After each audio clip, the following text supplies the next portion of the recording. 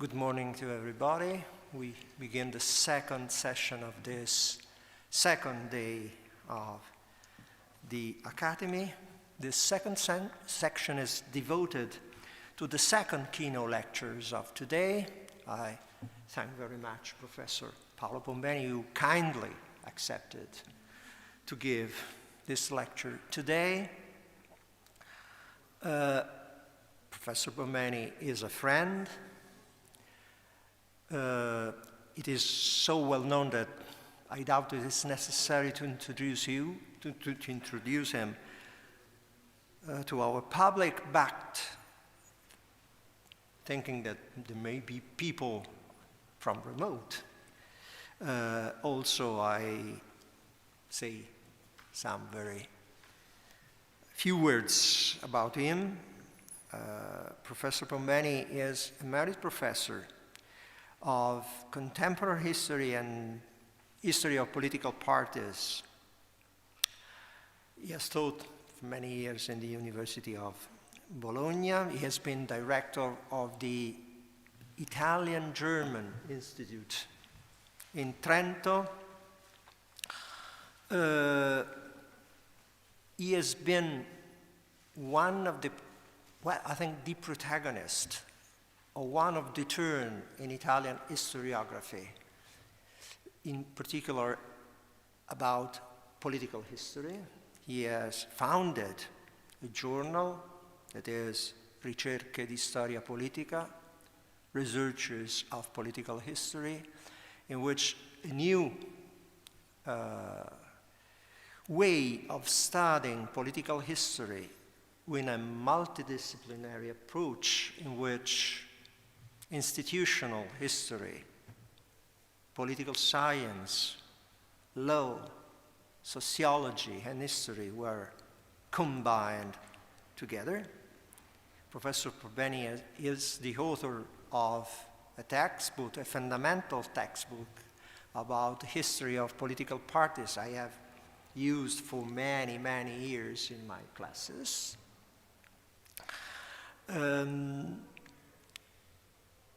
He has been the editor of the critical edition of the writings of Alcide de Gasperi, that is another monumental and fundamental contribution to the sources on the history of Christian democracy. And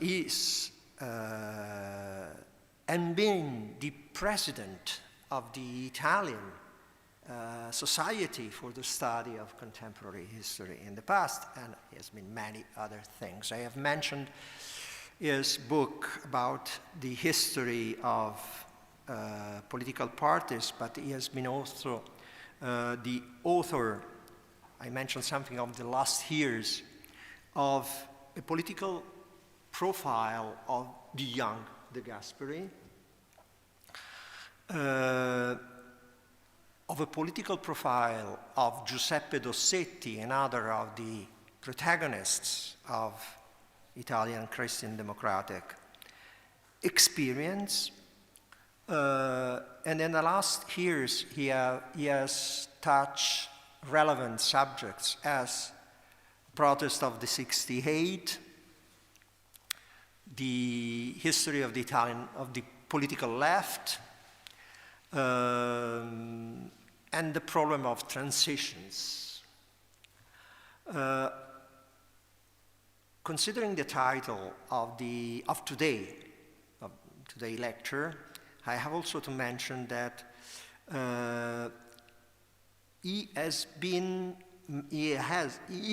I think, is still today member of the editorial board of the Journal of Political Ideologies. This is to say that the title of his lecture today is The Ideology of Christian Democracy. So thanking him again for his participation, I give the floor to him. Please, Paolo. Thank you very much. Thank you for these very kind words, which came from a friend, and I'm afraid are too much generous toward me and my work. This was I think. Yes. Well, During a lecture broadcast by the BBC in November 1945, the historian A.J.P. Taylor offered an interesting and, at the time, entirely original analysis of the ideological panorama of post-war Europe, in which, incidentally, it did not include Great Britain. But the most novel feature was not Taylor's description of the change then taking place in political parties of Marxist, socialist or communist inspiration, which he viewed as offering a broad range of catch-all ideological proposals. I quote, they want a strong government which will run economic life, but they want also to be able to grumble against it. They want the state to do things for the good of individual human beings. They do not want individuals to ever do things for the good of the state. In other words, they want socialism, but they want also the rights of man. End of quotation. Perception of this transformation was already quite widespread and it rested, as Taylor himself pointed out, on the contribution made by these parties to the struggle against fascism. Rather, the novelty of Taylor's analysis lay in its understanding of the importance assumed by the Christian democracy parties in a context where, he believed, the ideology of capitalism had now been marginalized, reduced to nothing more than an hangover from the war. I quote, nobody in Europe believes in the American way of life, that is, in private enterprise, or rather, those who believe in it are a defeated party and a party which seems to have no more future than the Jacobites in England after 1688. For Taylor, the novelty was Christian democracy, although he placed it in the category of the conservative and peasant parties, a judgment which, as we will see, cannot be historically justified. Although the Catholic parties had garnered votes from the old right, Taylor regarded them as anti-capitalists and not opposed to nationalization. They comprised a section of the popular classes marked out by a boundary that was not social but religious. It was this feature that most forcefully struck Taylor, who rightly pointed out that the Roman Church had taken the side of the fascist dictators. Now, he writes, for almost the first time in modern history, it seems the Catholic Church seems to be taking a democratic, indeed a revolutionary line. Instead of demanding a privileged position for itself, the Roman Church is beginning to defend toleration for everybody. It is trying to make its peace with what has hitherto been regarded over the continent as an anti-clerical, atheistic doctrine, the principle of liberty and the rights of man. When viewed with the insight of today, Taylor displayed considerable acumen, at least in the light of subsequent events in large areas of Europe and Latin America.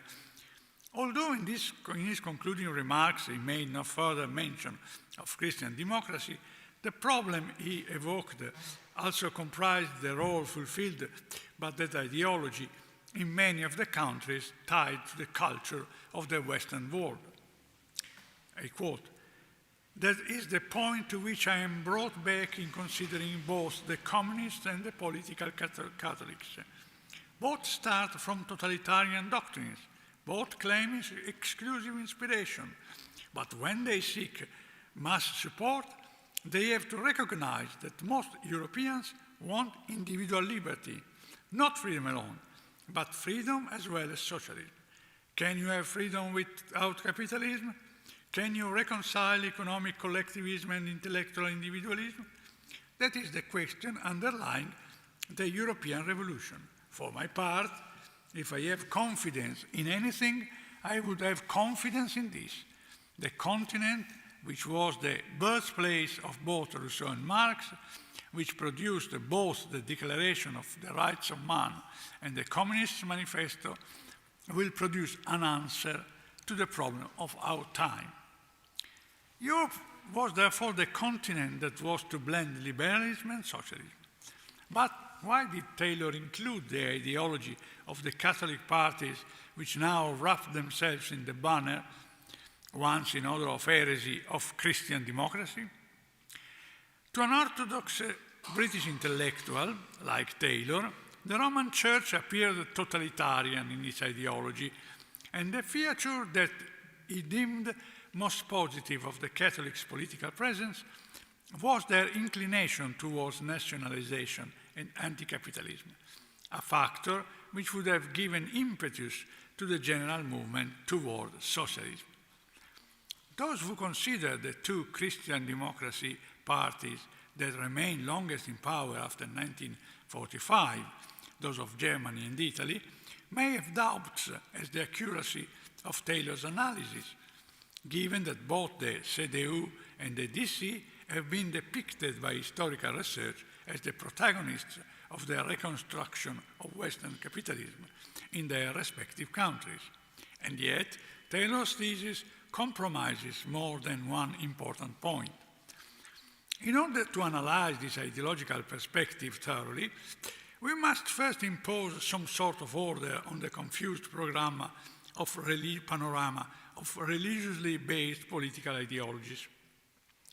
Secularization and the general anti-religious prejudice displayed by a substantial part of academic research often makes it impossible to grasp the diverse layers of the phenomenon. Christian democracy, in fact, was the final outcome of a process that was by no means linear, and it was, moreover, a typical ideology of transition. Its goal was not so much to fashion a new explanation and perhaps a new organization of public space, as to move a cultural community, in this case a religious community, towards a new organization of public space hostile to it. And to do so in such a way that, this community and not only found protection for its identity on this new terrain, but could also act with its heritage recognized and thus potentially assume leadership. If one does not take account of this context, it is difficult to understand either the exact position of the ideology in the overall panorama or the historical process of its growth and current decline, irreversible in my view. It is first necessary to examine the relationship between the denomination Christian democracy, which may theoretically refer to Christianity in its entirety, and the specific position occupied within it by Catholicism.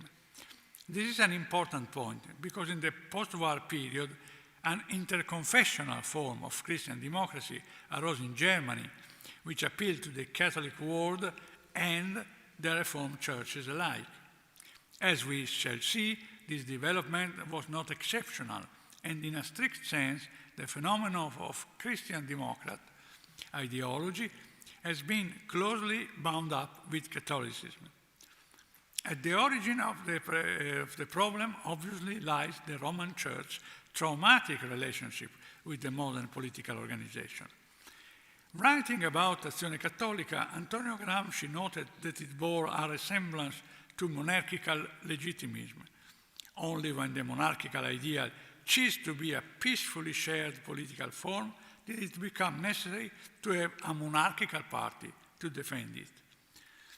This explanation, propounded in various forms, has long been used by a large part of modern culture to account for the phenomenon for the Catholic parties. They were, it is contended, formed to defend the social space of the Roman Church and to enable it to regain the influence that it has lost over society. Of course, there is a great deal of truth in this explanation, but it does not comprise the whole truth. Today, it seems even more difficult than in the past to discard it, because the present-day attitude of the Christian churches, and no longer only that of the Catholic Church, largely inclines towards the transformation into a sort of organization of lobbies to promote its political presence. Moreover, mainly in Europe, but elsewhere as well, the experience of the Greek dictatorships between the two wars, combined with the definitive secularization of the public sphere, almost entirely destroyed the illusion that the non-Catholic Christian churches could have a natural relationship with the state, whether it was based on their nature as a sort of national public service. State churches like the Anglican Church or the Reformed German one prior 1945, or on their participation in the liberal sphere of free individual choices, the various forms of nonconformity. However, this was not the original context. The Greek liberal constitutional revolution substantially destroyed the communitarian fabric on which European politics were based. The medieval idea of the political sphere as communitas communitatum gave way to the celebrated definition of Le Chapelier law, which abolished every form of corporation, June 1791. I quote, "Now there is nothing but particular interest and general interest. Between the state and the citizen, there is nothing." It should be borne in mind that the communitarian fabric that has been lost was not the one that usually goes by the name today. In fact, there was no problem for the existence of lawful form of any association of individuals, as envisaged and indeed protected by all the liberal constitution. The community put in question by the new constitutional order was a legal entity able to dictate its own rules and to demand compliance with them regardless of the will of its members, who no longer exerted control over the existence of the corpus to which they belonged. Liberal constitutionalism in its original form found this a concept difficult, if not impossible, to handle. Consider its aversion both to political parties in their modern form, as something more than different from generic ideal movements with which individuals could identify or otherwise as they wished, and to trade union as the general representation of workers' interests. Operating in the world that arose from the liberal revolution was much more difficult for the Catholic Church than it was for the Reformed Christian ones. In fact, the Roman Church claimed to be, in the language of its jurists, as a societas perfecta, an original legal entity which stood on an equal footing with their original legal entities, by now reduced to states alone. The Pope was just as much a sovereign as the others, for which reasons he had never accepted the loss of his rights to territory as the essential prerequisite for sovereignty, and he stood at the apex of a system of diplomatic and judicial government no different from that of any other state. Of course, the presence of this sovereignty in parallel with the state systems, which also demanded the exclusive loyalty of its members, created almost insoluble problems. It was this model that underpinned the Catholic's public political presence, and this eventual overturning worked to the advantage of both churches and state, this being the beneficial and ideologically valuable contribution of Christian democracy. The process, however, was a long and tortuous one. After an initial phase in which the papacy directed its energies towards simple restoration of the system of relationship between state and church to obtain something similar to what existed before the French Revolution, it concentrating on defending the sovereignty of the Pontiff in the aftermath of the events in Italy that had led to the demise of the ancient papal state. This development, together with the doctrine of papal infallibility, propounded at the same time, 1870, by the First Vatican Council, radically reduced the impact of the organized political forces which asserted the social presence of the Catholics. The only two notable exceptions, in Belgium and in the new German Empire, can be explained by local peculiarities. In Belgium, the Catholic movement had formed a de facto alliance with the liberals during the Revolution of 1830 in order to sever the union with Holland, which had a Protestant monarchy. In Germany, as a result of national unification, the Catholicism, which had previously enjoyed the privileged status in many of the federal states, was now a minority under a sway of a Protestant dynasty with its own state church. In the previous German Confederation, the presence of the Catholic Habsburg monarchy meant that the church circumstances had been very different. Consequently, in those two countries, the presence of a Catholic party as an instrument of defense against Protestant dominance assumed an exceptional significance. In other countries, the apparent objective was not to found a Catholic party to participate in the constitutional system, but to create a Catholic social force which would support and legitimize the Pope's position.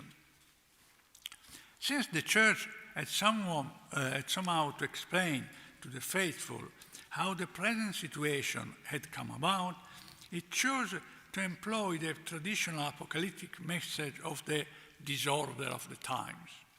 The modern state, constitutionalism and liberalism were nothing but visible manifestation of the collapse of the principles that underpinned co-living, and they were bound to perish in the final tragedy that would inevitably ensue from this cancellation of the ordering principle of social life. The maximum expression of this social disorder had been the exclusion of religion, together with its institutional structure which regulated human society. On this basis, the Catholic Church developed a social doctrine of its own, which in certain respects was radically critical of liberal society. Since the ultimate purpose was to marshal all available evidence of the disorder and dissolution which weakened the constitutionalism that had severed its ties with the Church, the latter set about denouncing the shortcoming of the system in terms that often seemed closely akin to those of the socialist ideologies. It is this that accounts for the anti-capitalist strictures that often attracted the sympathy of socialists and radical thinkers, and also for the distrust of the value of the liberal systems and the constitutionalism that induced the Catholic Church to see little wrong with the fascist revolutions. Against this background, however, historical developments profoundly altered the ideological world just described. First, political events in Belgium and Germany proved particularly beneficial for the Catholics. Especially in Germany, liberal parliamentarianism enabled a component of it, as the Centrum Party was to win its battle despite the fact that the entire might of the Prussian bureaucratic state was arranged against it. Not entitlement to an income that ensured an acceptable standard of living was a problem that was universally apparent. Today, one might dispute the situation was due to liberal principles, but the social doctrine of the Church, as set out in the encyclical Rerum Novarum of 1891, nevertheless started from this assumption. The anti-capitalist critique of the Pontiffs differed from those of socialist stamp because the social reference model was not the mythical community of equals that existed in the primordial stage of humanity, and which was now to be re-established on technological basis, according to socialists, but was the equally mythical community of orders and social corporation that had allegedly existed in the Christian Middle Ages. In this case, too, the myth was then widely manipulated and effectively minimized in the light of more realistic notions of social evolution. Nevertheless, it remained in the background as the basis of a view of the social order founded on an ethic much more communitarian than individualistic. There are two different ways to treat these ideological developments. They can be regarded as resulting from the backwardness of Catholic religious culture, or they can be viewed as intuition of a crisis then traversing European society. Socrates considered the Tönnies of Gemeinschaft und Gesellschaft, or the Maitland of the body politic. Even those who maintain that both components were comprised in this ideological context must acknowledge that this contamination fostered dialogue with other cultures of the time. Nostalgia for a principle able to restore unitariness to the political social fabric was very strong. In this period, however, the Roman pontificate kept itself very distant from the concept of democracy. The notion had begun to circulate among various Catholic intellectual groups, mainly those directly engaged in politics at the turn of the century, especially in France and Italy. For these groups, the concept of democracy, to which official liberalism was hostile, brought a number of advantages. Not only did it relate more incisively to the concept of the people as the totality of political subjects, and in which the Catholic component was therefore numerically much larger, but by protecting social articulations alternative to the state, to which it gave full citizenship rights. It opened up substantial space for the Catholic forces to assert themselves. Not coincidentally, this group became substantially close to certain aspects of socialist theory. The Church, however, firmly rejected such an interpretation and condemned Christian democracy on numerous occasions, the most important being when, in terms of general doctrine, the ideology of Christian democracy was included in the condemnation of modernism pronounced by the Encyclica Pascendi, 1907, and politically when in 1910 the Ceylon movement in France was accused of evading, I quote, the laws of the doctrinal and directive power of the ecclesiastical authority by moving to the political plane so that it made confusion between evangelization and the promotion of democracy. This accusation has its own peculiar history in the general history of the relationship between Roman Orthodoxy and Catholic movement. It has been relatively recently been leveled by John Paul II against the theology of liberation in Latin America. But it is not of present interest. Here I shall instead seek to explain why this condemnation reached the point that the theory of Christian democracy became the fulcrum for the revival in fortune of political Catholicism. To understand the phenomenon from an ideological point of view, one must examine not so much the histories of Catholic movement as that of the papacy and its relationship with the policies of the modern state. Advancing secularization and the growth of liberal hegemony, of which, from a certain point of view, socialist ideology was a radical variant, long hampered the papacy's ability to intervene in the political sphere. However, once the anti-modernist obsession of the Pope Pius X had been superseded and the watershed of the First World War had passed, the new Pope, Pius XI, realized that the cultural scene has changed. There was growing uncertainty as to the value of progress, the rationality of the political order was doubted, salvational doctrines were once again demanded.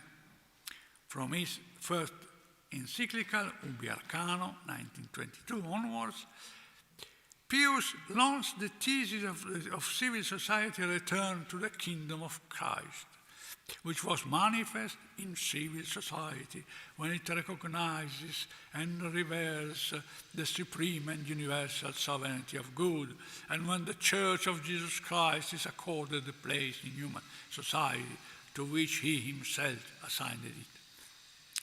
This centrality of the power of the Church not only as the repository of Christ's message, but also as a practical means to achieve salvation amid the crisis of society and politics, initially prompted the Vatican to compromise itself with the authoritarian or dictatorial regimes willing to pay a certain tribute, usually purely formal, to this position. Relationships were tense. Consider the encyclicals against fascist statism, Non abbiamo bisogno, of 1931, and Mit brennender Sorge of 1937, against pagan conception of the states, and therefore against Nazism. But the Church's attitude towards the Spanish Second Republic and the official position pronounced against in 1937 against atheistic communism and against the ecclesiastical policy of the Mexican government redressed the balance. However, the essential text for our present purpose was the encyclical Quadragesimo Anno, published in 1931 to mark for the 40th anniversary of Rerum Novarum. In this encyclical, the Pontiff once again raised the problem of the best social order, which envisaged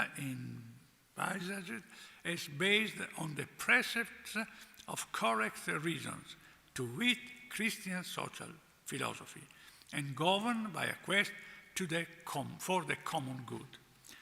Promulgated together with this general principle was the one that later came to be known as subsidiarity. It is not right, I quote, it is not rightful to remove from individuals what they are able to achieve with their endeavor and industry in order to give it to the community. It is unjust to assign to a larger and higher society what can be done by a smaller and lower communities. This stance rested on two key principles. First, the equivalence between natural rationality and the social doctrine of Catholic magisterium, which derived from the theology of Aquinas. Second, the defense, in opposition to the statism of the time, of civil society's capacity for self-organization, which was to be supported by the state, not abolished by the latter in order that it might take its place. These directives were flanked by developments in Catholic thought during the interwar years, especially in France, with the works of Jacques Maritain and Emmanuel Mounier, both of whom, albeit from different points of view, put forward a positive vision of the contemporary political crisis. The latter, the crisis, was not to be interpreted as the poisoned fruit of abandonment of the ancient regime's correct reason, which united religion and politics. Rather, it should be viewed as the positive offspring of an age seeking to leave the disorder of liberal capitalism, and which, perhaps even by going to the extreme of embracing entirely erroneous ideologies like communism, testified to mankind's yearning to return to the happy equilibrium of a society founded on the common good rather than reciprocal exploitation. The new version of Christian democracy that predominated during the post-war years in many European countries and then spread to several Latin American ones was rooted in this passage from a negative to a positive consideration of the crisis of the modern man. Now, in fact, a number of important novelties became apparent. The connection between natural political philosophy founded on reason, good reason of course, and the Church's political theory enabled Catholics to take part in the general process of development of political society, without immediately having to claim confessional position, in that every political order and system, correctly understood according to reason, was also a contribution to construction of God's kingdom. Moreover, Catholics believed that they had found a new compass with which to find their bearings in the crisis of modernity, the idea of the person. Few concepts have been as controversial as this one, but in broad outline it can be defined as follows. The modern philosophical revolution since Descartes and then liberal ideology has shifted attention to the central importance of the individual, but they had also highlighted her fragility, this being due to the loss of centrality by the complexity of the individual, which is derived from interaction between his or her social roots and his or her higher needs to be led beyond the material dimension. Consequently, one could no longer talk of the individual, which was a non-existent monad, a criticism of liberalism, but had to talk of the person. This was the single subject considered not in his individuality, in the separateness of his existence as a monad, but in terms of his relationship with society, understood both as the relationship with his formative roots and the projection of his rights to develop in a manner which fulfilled his potential and was beneficial to the social context to which she or he belonged. By means of this formulation, a number of difficult tasks were accomplished. Humanism was relaunched in sharp contrast to totalitarianism. Defense was provided for the ability of elementary social and generally non-state organisms, like the Church, to provide the environment necessary for the human person to develop. A critique was waged against the growing weight and importance of state apparatuses and against the loss of control over economic development that had become evident in recent decades, those linking with both socialist thought and recent economic analysis.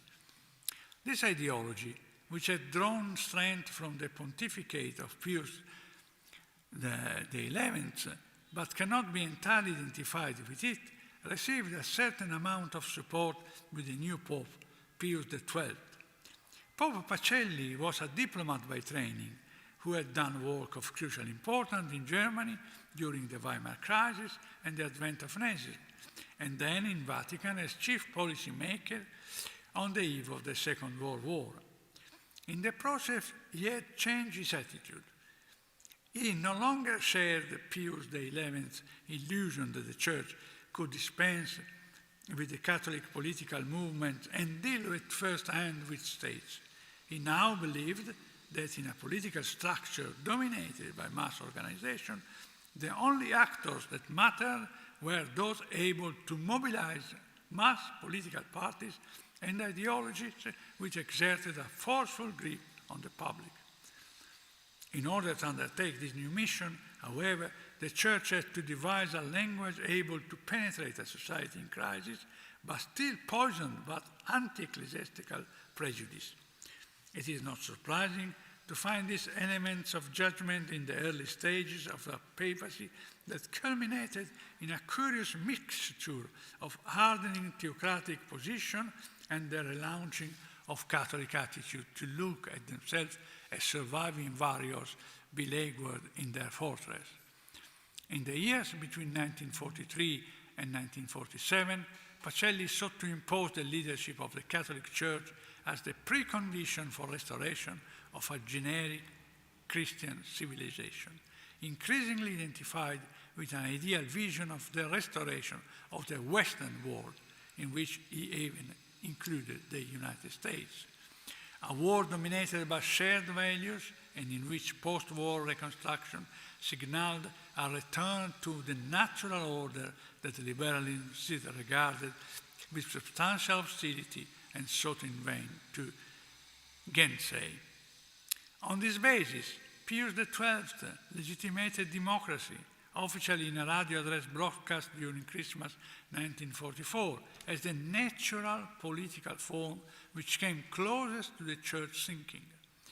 On the one hand, because it was an alternative to communism, in that it guaranteed the freedom of social bodies and consequently imprimis that of the Church.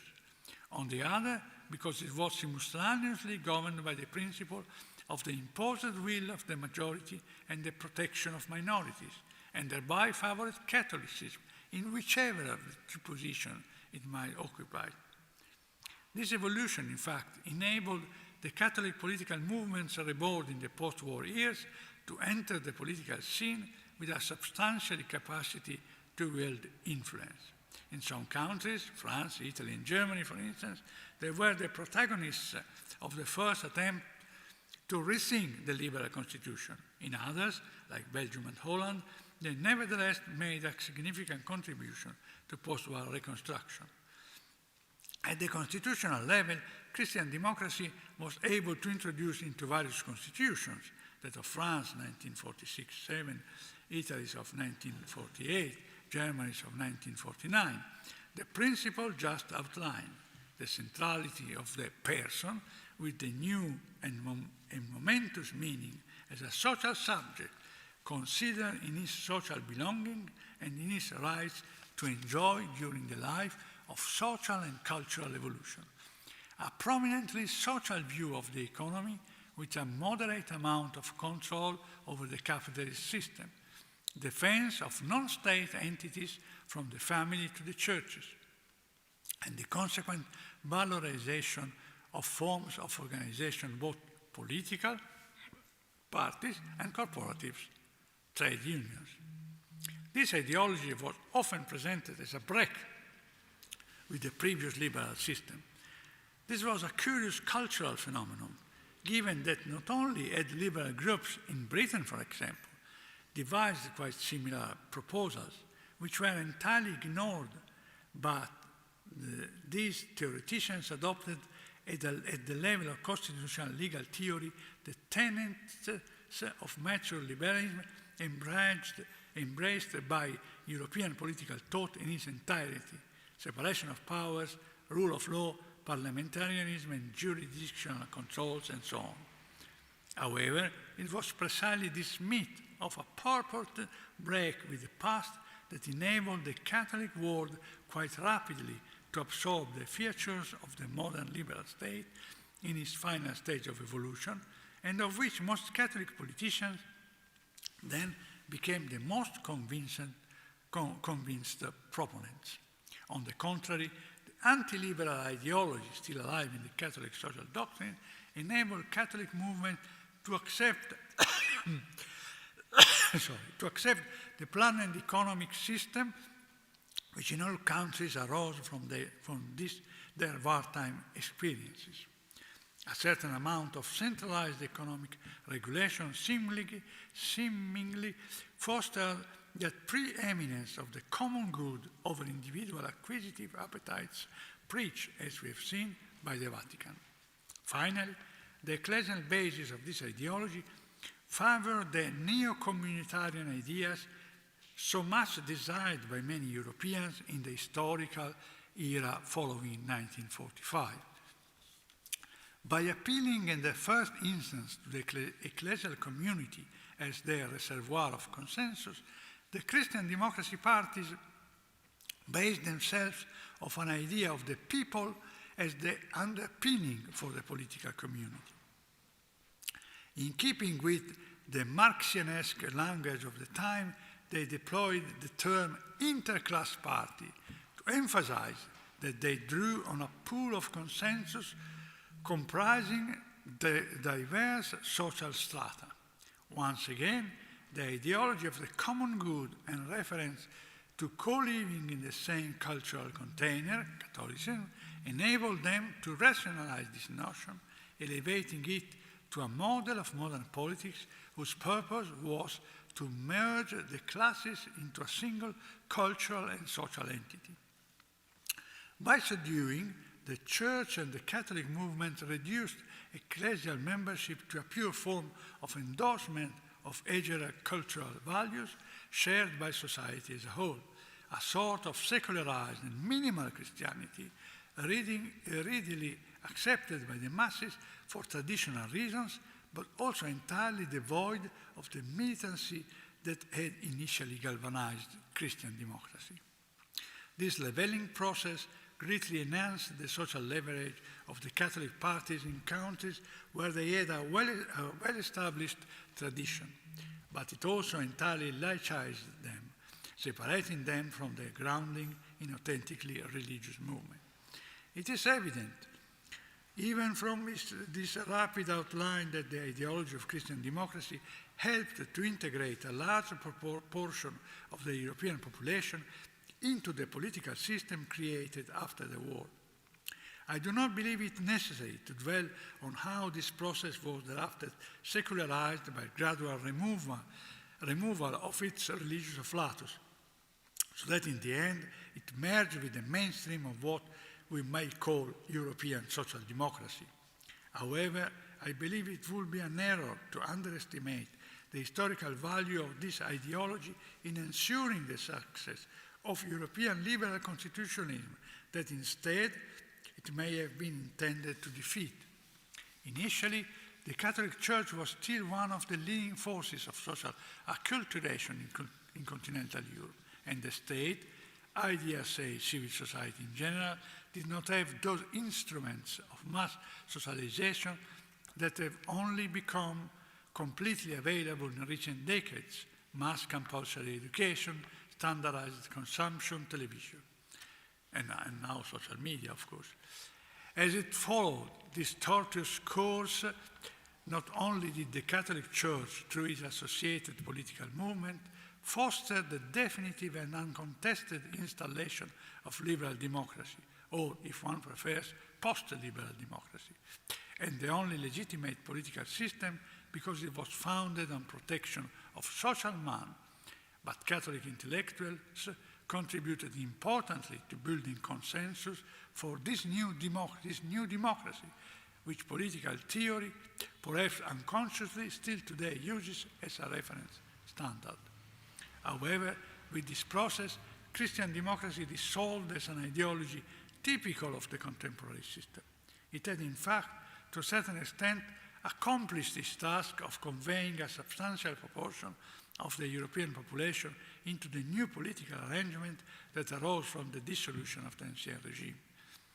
The question of the political order was settled once and for all, at least in those particular historical circumstances, with the form typically assumed by Western democracy in the 1950s and 1960s, a mix of social democracy based on a certain degree of equal access to the consumer's goods made available by the affluent society and to the individual and social rights brought by the astonishing growth of the regulatory powers wielded by the state in the relational and moral sphere.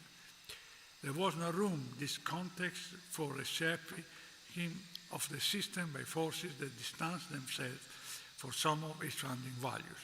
The only alternatives were either to become part of the establishment or to return to the purely religious problem of finding consolation for the evil inherent in history. Thank you. Thank you, Paolo. Really, it's a very wonderful introduction to many of the issues that we discuss every day. I don't want to condition questions and interventions. I'll repeat this. The goal of this kind of seminary work is to establish a dialogue between you and Professor Pombeni. So the floor is to you for your questions and comments, of course, even objections.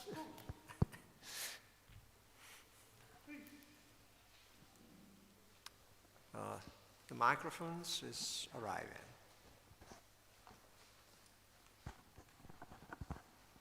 Thank you very much, Professor Pombeni, for this very interesting lecture. I'm Marie-Pierre Vinance, Catholic University of Lille. You analyzed how Christian democracy and its political views were not allowed by the Pope and the Church, as it was remained in the encyclical of 1901. And I was wondering, how would you explain that popularism that Luigi Sturzo really studied and participated to promote was not used and analyzed and extended in France. We know, thanks to the correspondence, that there were links between France and Italy about these concepts. And I was wondering if you would have an hypothesis of how it didn't work so well in France, and why popularism was not able to replace Christian democracy. That wasn't a concept very used in France. Thank you. If I understand well, what you ask for me is the problem of today popularism. Am I right? Yeah. Well, look, today popularism is a sort of historical heritage. I think that the relationship between today PPA and the history of Christian democracy is very weak. It's very weak because on one side, what was peculiar of the ideology of Christian democracy is accepted largely, but nearly by everybody in Europe. Or if there is criticism, it's a sort of criticism to go forward, not to go back. No, and so there is no impulse to deal with this problem. And in this very post-ideological era, people think that there is no necessity to explain in ideological terms what they are looking for. So look that there is, it's completely disappeared theoretical production of political theory in the sense of political theory of Christian democracy. No, maybe for my ignorance, but I cannot see today any type of books, not say Stuzzo, Maritain, Mounier, or everything you wish, but never like as De Gasperi, Moro, or take for instance that I think that France is the most clear example of this. No, who is in my opinion, one of the most interesting men who represents this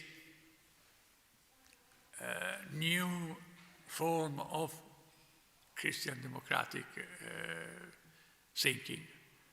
I think it's Jacques Delors.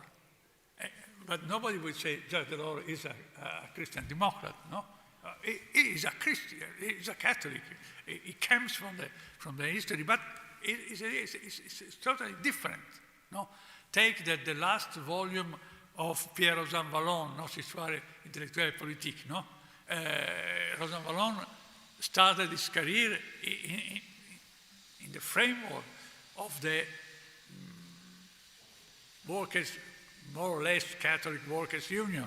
But he would say, me, absolutely not.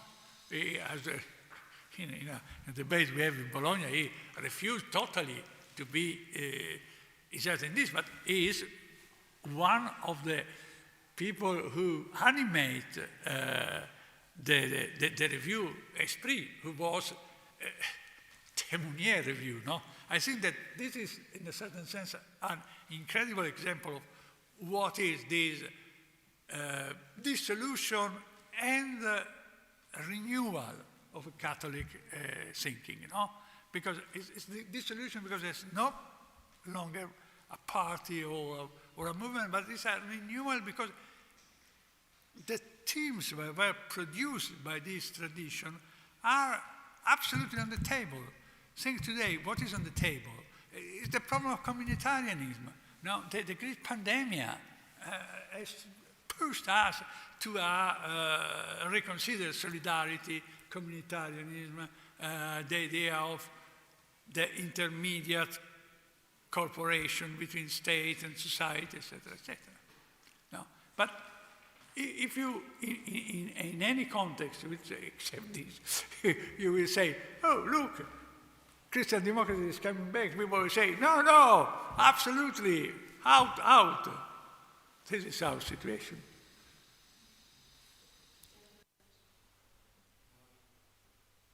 Sorry, you want to go first? Hello. So in general terms, I have the impression that when historians or scholars analyze ideology, we tend to see how European ideologies are spreading all over the world. It happens with socialism, it happens with communism, with Christian democracy, with liberalism. So I was wondering if you, in your research, you have been able to single out or identify some episode in which external processes beyond Europe have forced Europeans to rethink their own ideologies. So if there is any event or any process, something that happened beyond the European frontiers that have forced the people from within the European Christian democracy to think again about what their ideologies are. Thinking about, for instance, liberation theology or the Sandinista revolution, something like that. Is there any such event that could have had an impact in Europe as well? Well, this is a very good question, in fact. Let me start from this point. In 1968, of course, I'm son of this generation, no? Of course, the fascination on us of the other worlds was very strong, of course.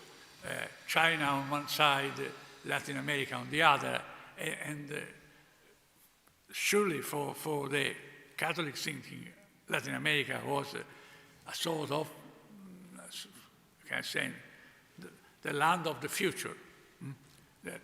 This is too much to say, probably, but in some cases, not. No, this is a great attraction.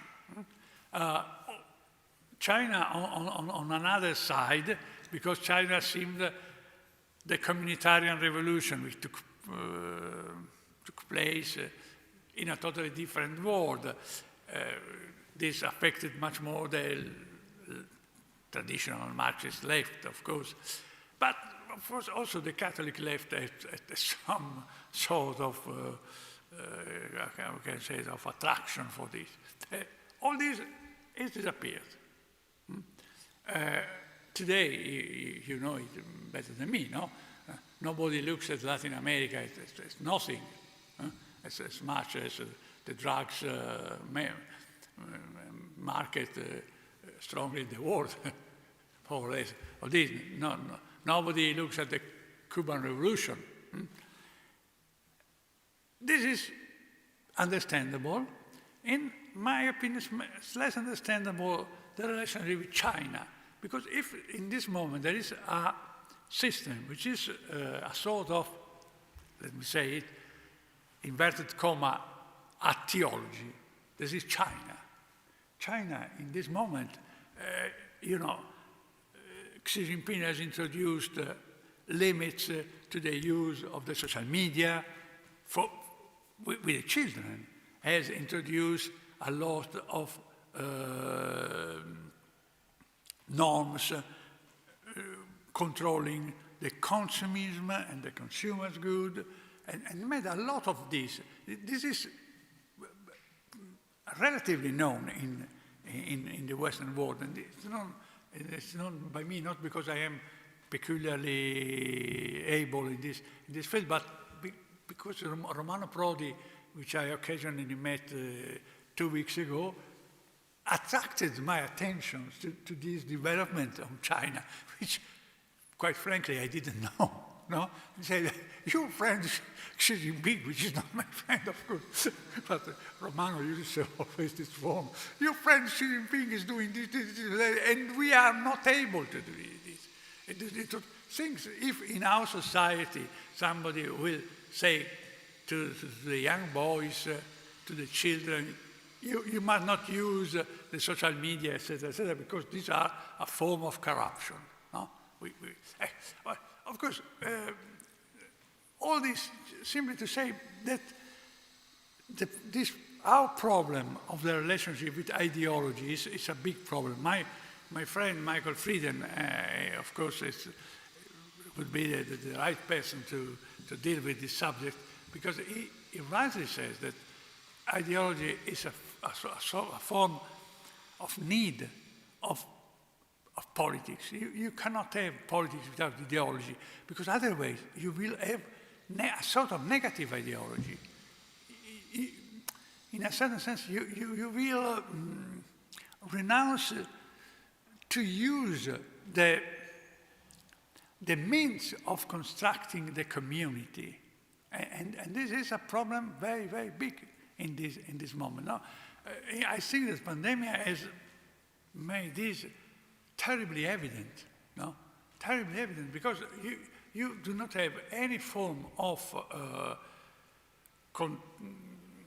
building up the social instruments to deal with the vaccine, etc., which can only be or compulsory utilization of this, or what?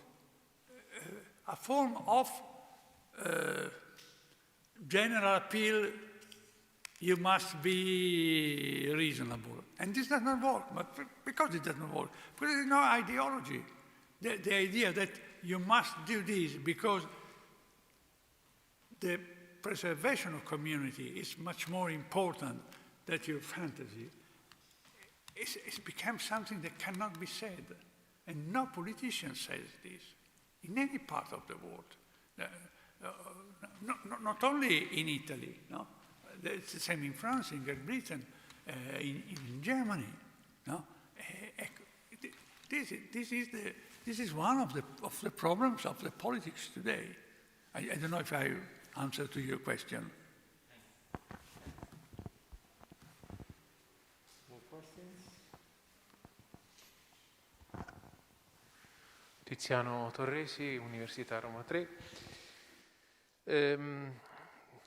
I would have many issues. I found many themes in your keynote lecture, even about my studies. So I would like only to underline one of them. We know that the struggle during the 30s of the Catholic intellectual, and of course thanks to the Pope Pius XI social teaching, was of course against the statolatry, the state, the importance that the state had assumed under totalitarianism, and of course the Kingdom of Christ and other ideologies. And we know that a small minority fought against another enormous problem, which was the pagan ideology which was inside the totalitarianism. Professor Moro wrote recently about that in his last book. Only during the last part of the 30s, and even a small minority of Catholics understood that the main problem was the wounds that this pagan idolatry of the totalitarianism would have brought to the person. I think if we can see a sort of parallel within few years later. Because if we think at the reconciliation of the Catholic thought with democracy, we see that at the level of statesmanship, at the level of technique, we have not so many problems. Because, yes, indeed, the Catholic intellectual gave a lot of importance to the person against the mass, of course. So democracy would have preserved the person of inside this massification under the Second World War. But indeed, it is not so much clear, or a small minority had clear, that there was even a wound inside democracy, which is not so different from the one of totalitarianism. So it is the personal responsibility the personal consciousness and the personal participation to the new democratic game, where is it? And where is it the personal responsibility which during the Second World War and of course during the resistance, not only in Italy but towards Europe, Catholics had nurtured? So I don't know if you could tell us something about that, and about the way in which in a long period vision this problem with the state had the reflection by the Catholic intellectuals in those years. Yes, it's another very good question. So let me start from this problem of what we intend, what we mean with the term state. Because, of course, state can be a sort of the so-called public hand in economics. No? Cioè, the use of some peculiar technological, as you rightly said, instruments to intervene in the public affairs. And this increasingly was accepted, because the idea was that this was a sort of something which could increase the possibility of having much more for the individuals. And the second meaning, which is the state as a form of constructing, was, in the classical terms, was expressed with this formula, idem sentire de Repubblica. This second part is today highly refused. No. Okay, excellent the state, if the state is able to give us what we generally call the welfare system. The state, increase the welfare system. State must give us much more welfare system. With this very ingenious and very naive idea that this is paid by something different from ourselves. No? Look at the debate which is today very present. Lower the taxation and increase public benefits, as if the public benefits were produced by something which falls from the sky. No? Okay. When we arrive at this idea, well, but in fact, to governing the system, we might have at our disposal something which is like idem sentire de Repubblica, a general way of interpreting our being together. Well, this is refused as unacceptable, because it's seen as a form of coming back to dictatorship. This is, of course, the terrible heritage of the 30s, of the interwar periods, because this is what is called the ethical state. No? So if we say so, we push back to the ethical state. That's not true, because ethical state is something different from the idea of a community which is able to produce for themselves a sort of general consensus on its image and of its being, you know. This is a problem of democracy. We have lost the idea that democracy is exactly the way to realize a sort of ethical states without any form of tyranny. This is democracy, no? Because if democracy does not build up any form of general consensus, that's not democracy, no? The problem of this, of course, in this, there is, could we accept that there are a sort of hierarchy between the rights and the privileges on the state? This is what rightly, Zanvalone in his last words calls subjectivity, individualism of subjectivity. No? What is important is the single in its own right to be rule for himself. Any other thing does not matter. No? Of course, we are absolutely coming back to the big debate of the 30s. I think that all the research on the 30s, but also on the 50s.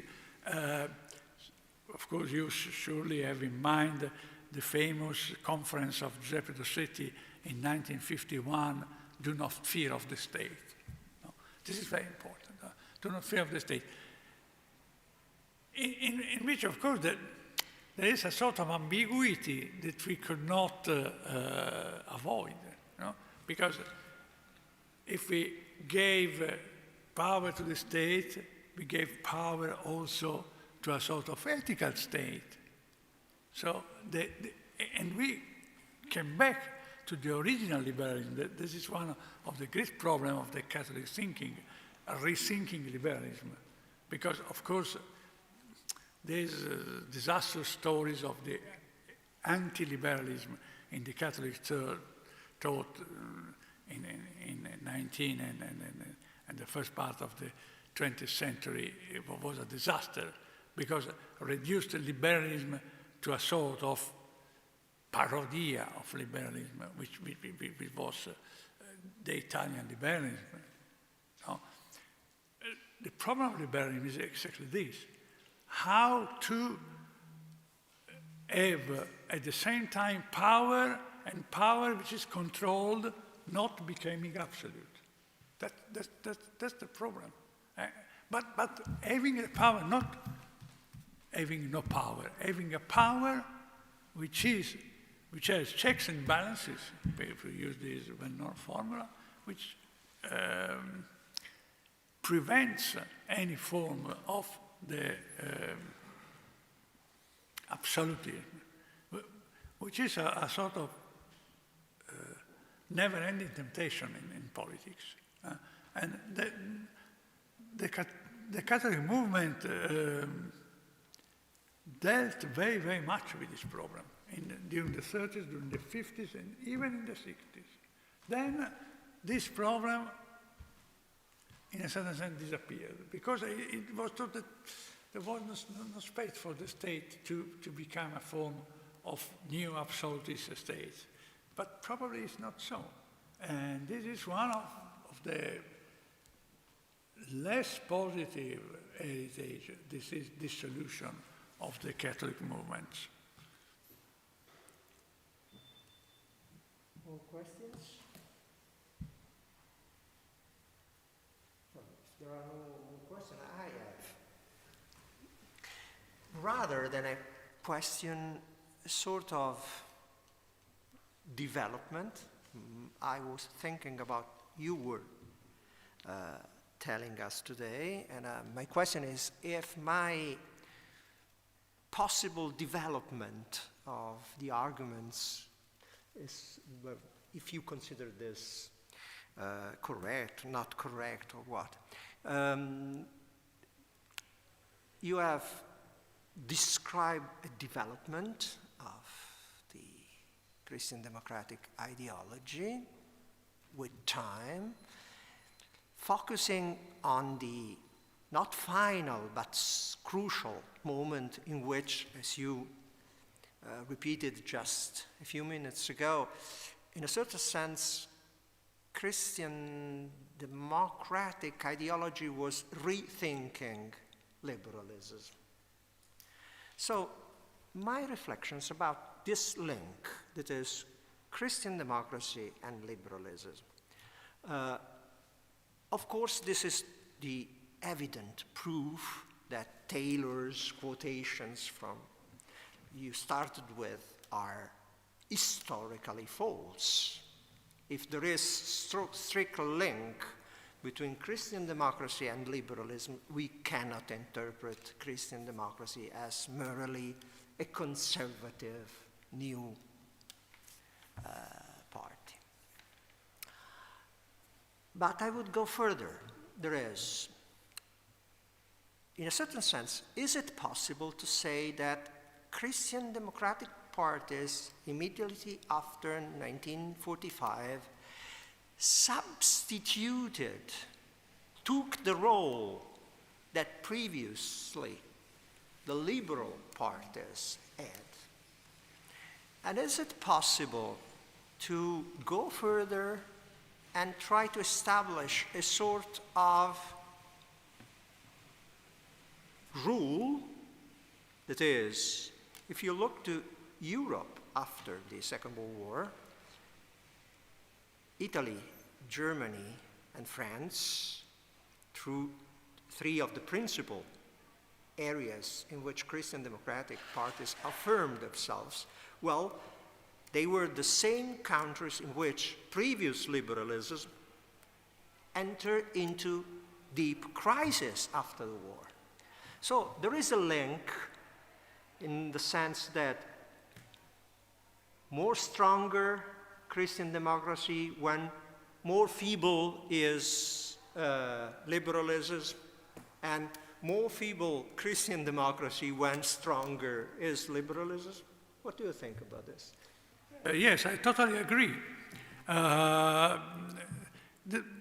If you look at the Gasperi thinking, you know, the Gasperi ambition was exactly that you said, you know, to be the man who interpreted a good liberalism, because the liberalism was a treason of what he pretended to be. In this sense, the use of the Gasperi is very important, because the Gasperi, as probably you know, was not an Italian citizen in his youth, but he was a citizen of the Apostolic Empire, where the liberalism was extremely conservative and anti-popular. And the Gasperi all times said, you liberals are not democratic. You liberals do not want that the people accept his rights in the Constitution. And he always says, but look, people who say that liberalism is against this does not know history.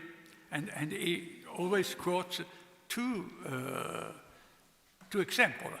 One is that from Germany, saying that even in the Second Reich, but much more in the Weimar Republic, there was a great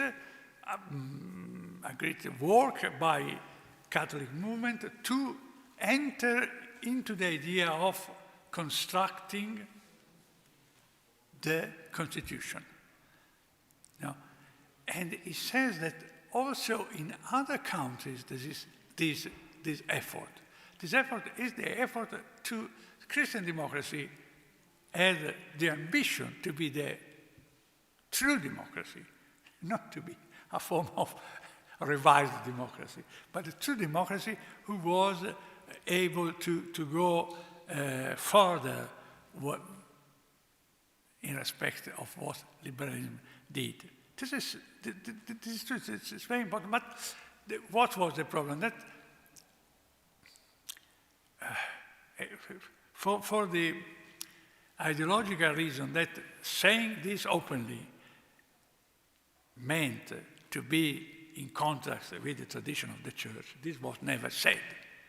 Because, of course, if you say, well, liberalism, constitutionalism is the right ideology, and in fact, constitutionalism was found by liberalism, and let aside, Maragodi was not a liberal, I exaggerate, of course, but not completely.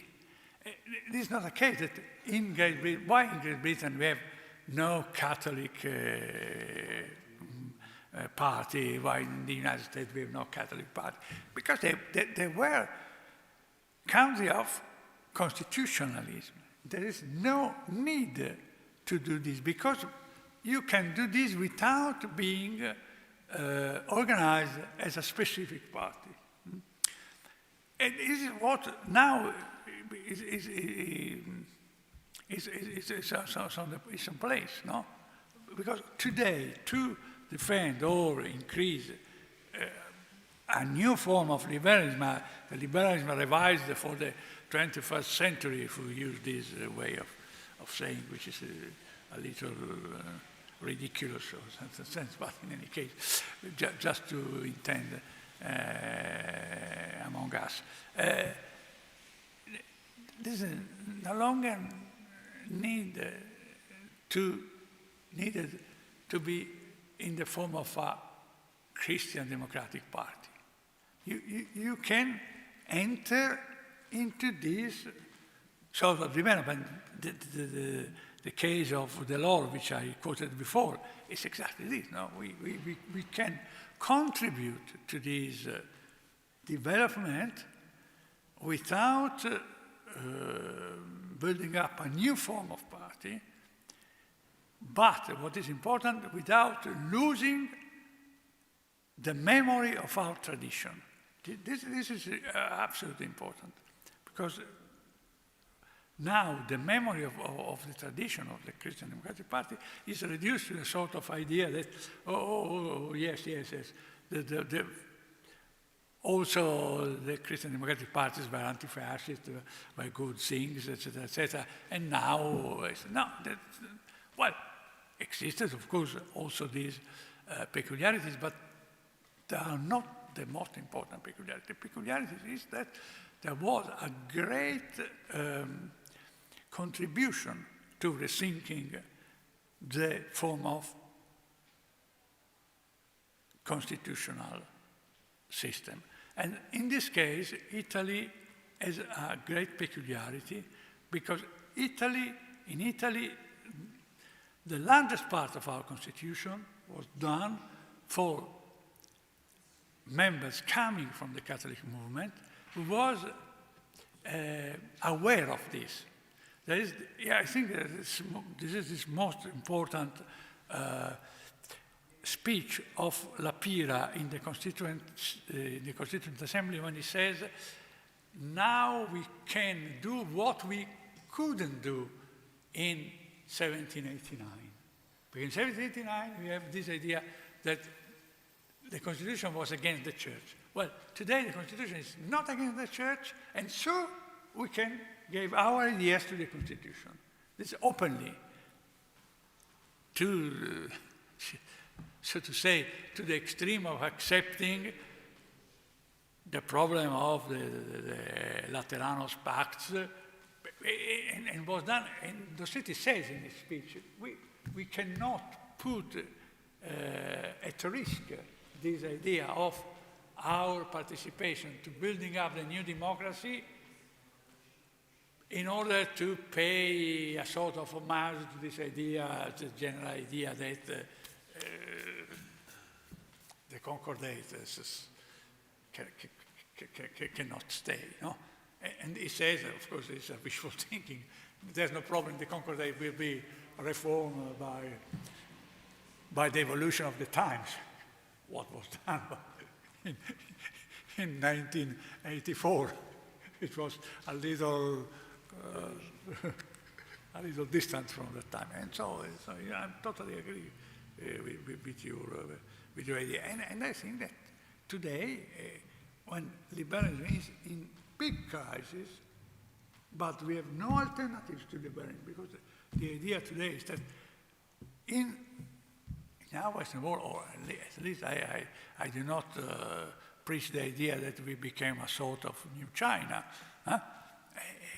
We have no alternatives to liberalism, and we have a challenge to liberalism, because this idea of Eastern Europe of illiberal democracies is something which must be taken into deep consideration, much more serious consideration that is thought, because once more this is son of an history. This is the history of a part of Europe. We have no liberal tradition. It's very stupid, this idea. Orban in Hungary, how? But read the history of the Habsburgian monarchy. Hungarian was the most reactionary part of the Hungarian movement, was always a system made by a minority terrorized by this idea of being a minority which had to lose its privilege. So history matters. Thank you, Professor Pombeni. I think we have concluded our debates of today. Again, I thank you all the interventions for another good work I think we made today. We will see again at 2 o'clock. I ask you to be, if possible, punctual, because we have the connections from remote, so we need to be on time. So thank you.